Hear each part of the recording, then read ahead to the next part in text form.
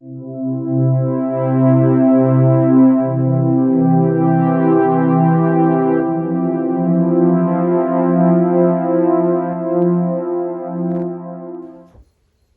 some thoughts for today, the feast of Christ the King.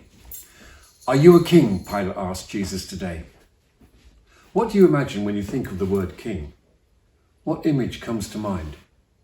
When I was younger, there was only one king, the King of Stamford Bridge, and that was Peter Osgood, at Chelsea in England, number 9. Also was the king of rock and roll, Elvis Presley. However, Elvis did acknowledge there was only one king, and that was the King of Heaven.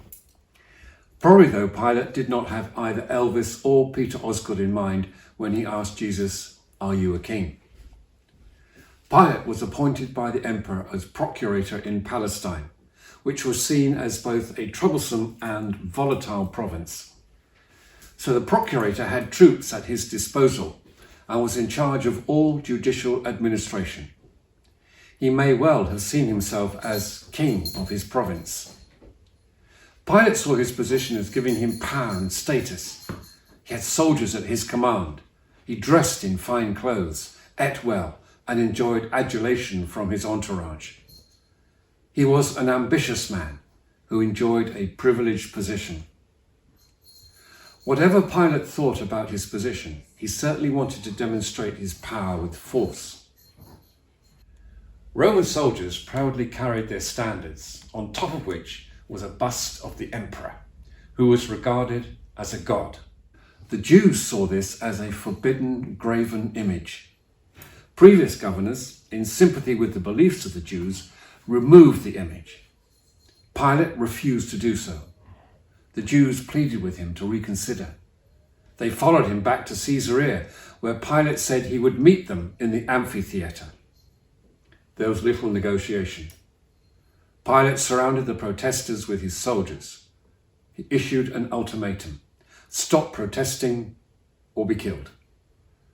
The Jews bared their necks, inviting the soldiers to execute them. Pilate backed down and withdrew the images.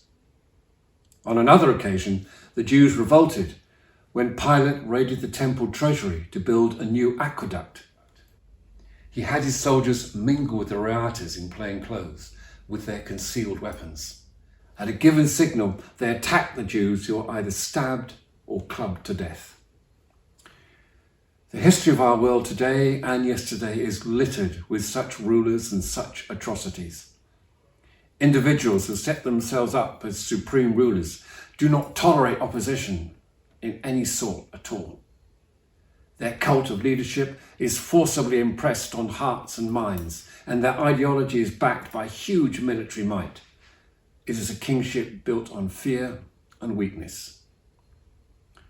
Standing in front of Pilate is Jesus. He tells Pilate that his kingdom is not of this world. So what sort of king is before Pilate today? Where is the finery?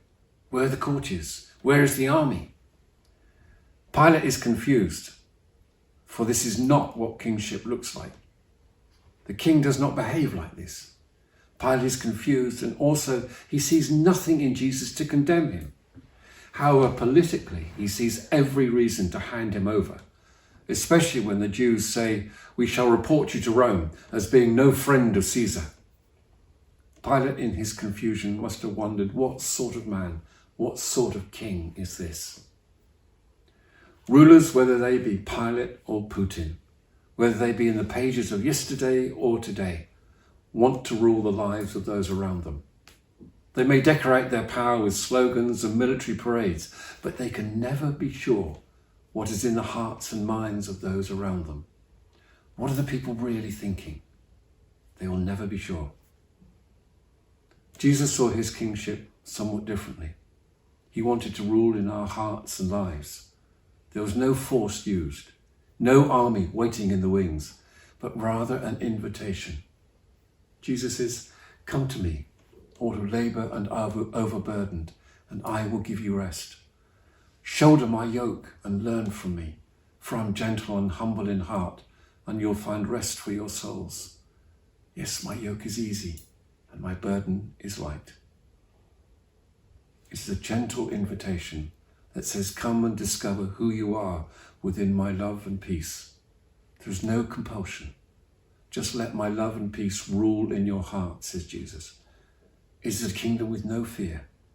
It's a kingdom built on healing and forgiveness, supported by compassion and kindness. That is my kingdom. So says Jesus, come to me.